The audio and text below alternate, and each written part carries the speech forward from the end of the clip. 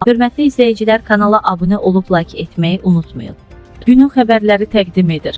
Bu dərman firması və apteklər şəbəkəsi belə cəzalandırıldı. Zeytun Parma dərman firması və apteklər şəbəkəsi ilə bağlı növbəti dəfə cərimə protokolu imzalanıb.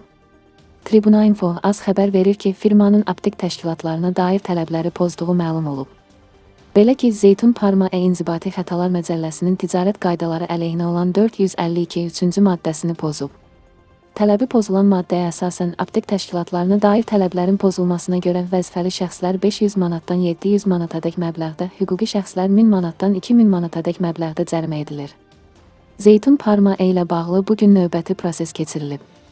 Prosesin nəticəsi olaraq Zeytun Parma ilə bağlı inzibati tənbih tətbiq edilib. Qeyd edək ki, Zeytun Parma MMC şirkətinin rəhbəri Bəhruz Şirəliyevdir. Qarşı tərəfi dinləməyə hazırıq.